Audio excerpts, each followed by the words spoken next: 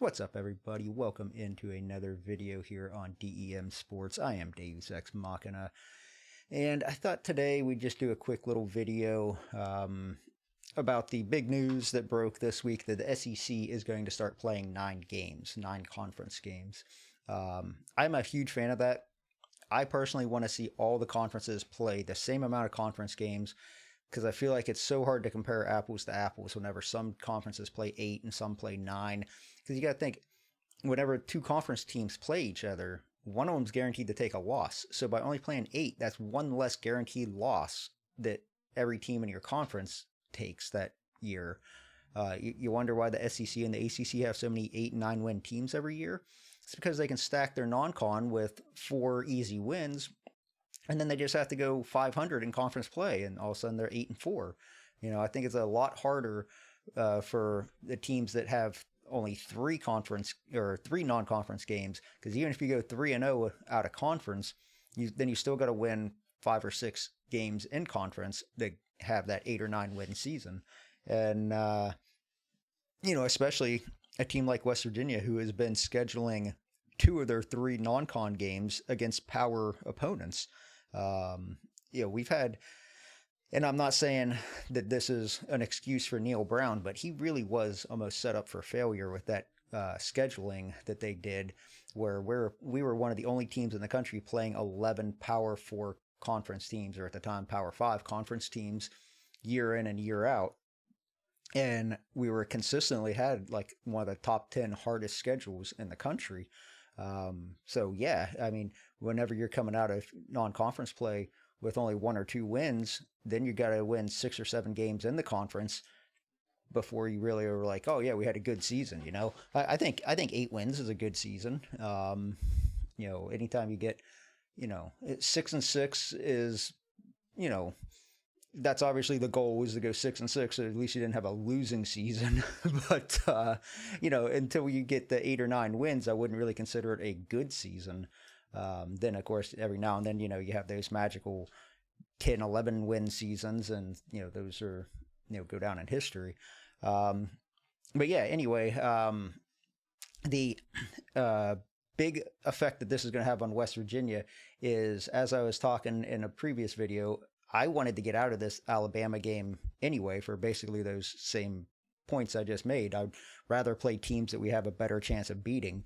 Well, it looks like the football gods have answered my prayer, because everyone's saying that Alabama is likely going to have to buy us out because they have too many games on their schedule now next year. And they're certainly not going to buy out Florida State, so they would, likely just pay us money. So we'll get a nice $2 million check. But who do we schedule then? So this is the scenarios that I was looking at. I did a little bit of research here. Obviously, Pitt is the big one that everybody wants.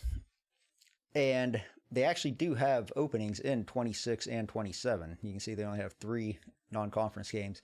But in 26, they already have 2 power opponents. So then they would be scheduled on 3 other 4 non-cons against power opponents. I don't know that they're going to want to do that.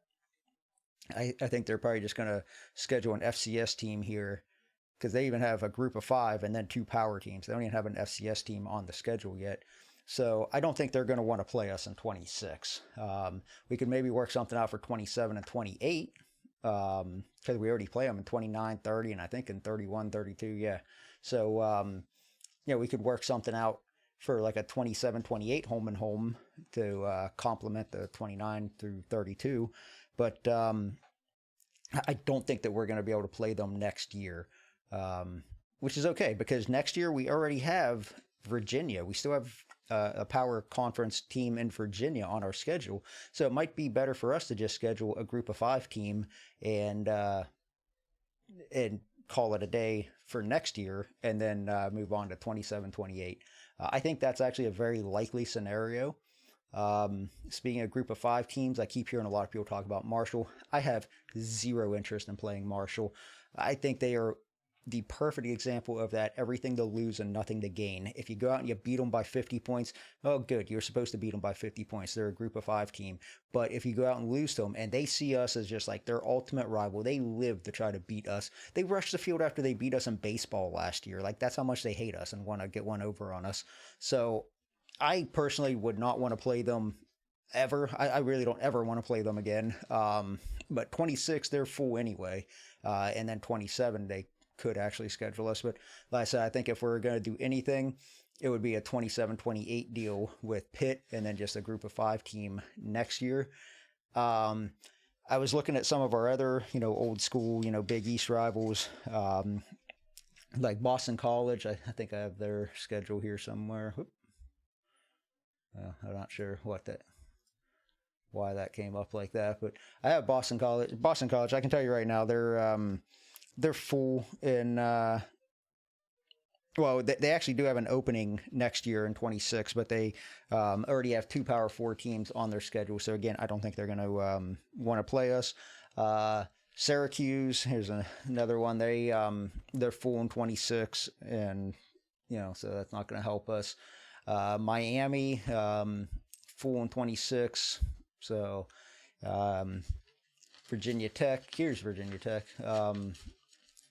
Yeah, Virginia Tech's full, but they only have 1 Power 4 team on the schedule in 26. So maybe we could convince them to, buy out of one of these, Old Dominion or James Madison's or something and play us a couple of times. Do like a home and home for 26 and 27. But then in 27, that would have them playing 3 Power 4 teams.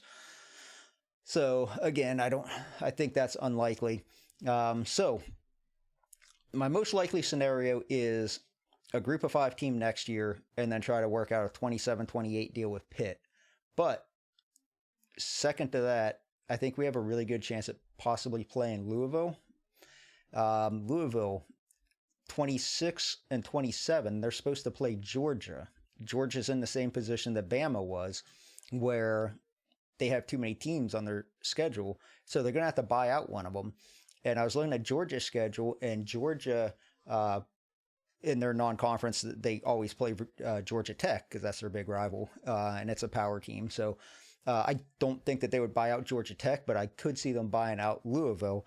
I would actually be okay with this. I thought we had some really good games when we were in the Big East together. We've had some really exciting matches, and yeah, I mean, Louisville's a good team. Now, again, though, that would make us playing 11 Power 4 teams next year in 2026. And I still think that's a bad idea. I think that that's just asking for more losses than necessary. But the scenario is there. Everything, is lining up very well. It would give them, they'd basically, if you look, they would just be replacing one power team with another. Obviously we're not the same level of power as Georgia, but, it'd still make their, at least they would be getting a P4 team and not just, some group of 5 or whatever. So anyway, there you go. Those are my 2 most likely scenarios, is a group of 5 team next year and then Pitt in 27-28, which I would totally be down with, or Louisville in 26 and 27. And I would also be down with that because I like Louisville. I think that would be a fun series. So let me know in the comments what you guys think. One other footnote is that in 2028, West Virginia does have a game against Tennessee, but Tennessee so far has no other game scheduled for 2028, so I don't think that game's going to be affected. I think that game's safe. I don't know why Tennessee would need to back out of that. But yeah, that's my thoughts on it. Let me know down in the comments what you guys would like to see. Would you be cool with a Louisville home and home in 26 and 27, or do you think that we should play a group of 5 team next year, pad the stats a little bit, get some extra wins, and move on in 27-28? So have a great rest of your evening, and I will catch you guys in the next one.